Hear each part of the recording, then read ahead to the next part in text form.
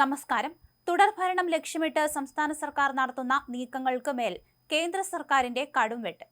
ക്ഷേമ പെൻഷനും ശമ്പള വർധനവും DAയും അടക്കം വിവിധ ആവശ്യങ്ങൾക്കായി പണം കണ്ടെത്താൻ സംസ്ഥാന സർക്കാർ ഇനി നന്നേ പാടുപെടേണ്ടി വരും.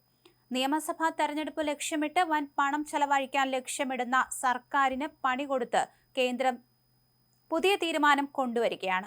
സംസ്ഥാന സർക്കാരിന്റെ കടമെടുപ്പ് പരിധി വെട്ടിക്കുറച്ചതാണ് കേരള സർക്കാരിന് വലിയ തിരിച്ചടിയായി മാറിയിരിക്കുന്നത്.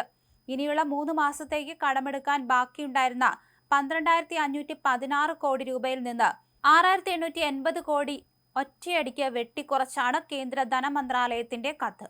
ബജറ്റിന് പുറത്ത് കിഫ്ബിയും പെൻഷൻ കമ്പനിയും അടക്കമുള്ള സ്ഥാപനങ്ങൾ അധിക വായ്പ എടുത്തു എന്ന കാരണമാണ് ചൂണ്ടിക്കാണിച്ചത്.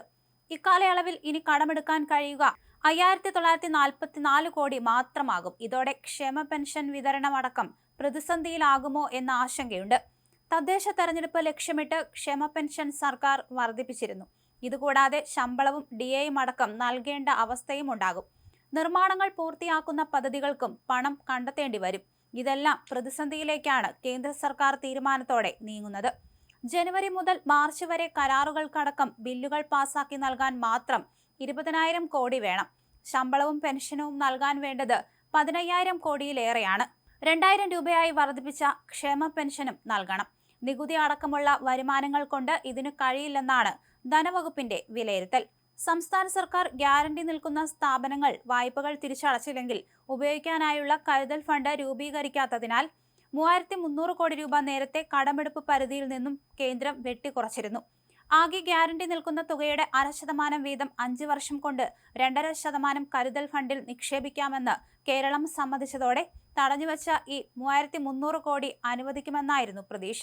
എന്നാൽ 2.5% തുകയും ഒറ്റയടിക്ക് ഫണ്ടിലേക്ക് മാറ്റണമെന്ന പുതിയ നിർദ്ദേശമെത്തിയതോടെ അക്കാര്യത്തിലും സർക്കാരിന്റെ പ്രതീക്ഷയറ്റു. കേന്ദ്ര സർക്കാർ തൊഴിലുറപ്പ് നിയമം അടക്കം മാറ്റുന്ന അവസ്ഥയുണ്ട്. ഇതും കേരളത്തിനാണ് തിരിച്ചടിയാകുന്നത്. തൊഴിലുറപ്പ് നിയമം ഭേദഗതി ചെയ്യുന്നതോടെ കേരളത്തിൽ ലക്ഷങ്ങൾ പുറത്താകും. നിലവിലുള്ള 22 ലക്ഷം പേരിൽ വലിയ പങ്കും പദ്ധതിക്ക് പുറത്താകുമെന്നാണ് വിലയിരുത്തൽ. പദ്ധതിക്കുള്ള കേന്ദ്ര വിഹിതവും കുറയും. മറ്റ് കേന്ദ്ര പദ്ധതികളെ പോലെ കുടിശ്ശിക കൂടിയായാൽ പദ്ധതി പൂർണ്ണമായി നിർജീവമാകും. മഹാത്മാഗാന്ധി ഗ്രാമീണ തൊഴിലുറപ്പ് പദ്ധതി നിയമം പൊളിച്ച് പുതിയ നിയമം വരുമ്പോൾ കേരളത്തിൽ പദ്ധതിയെ ആശ്രയിക്കുന്ന ലക്ഷക്കണക്കിന് പേർക്കാണ് തിരിച്ചടിയാകുന്നത്. നിലവിൽ അംഗങ്ങളായ 22 ലക്ഷം പേരിൽ പകുതിയിലധികം പദ്ധതിക്ക് പുറത്തു പോകുമെന്നാണ് വിലയിരുത്തപ്പെടുന്നത്.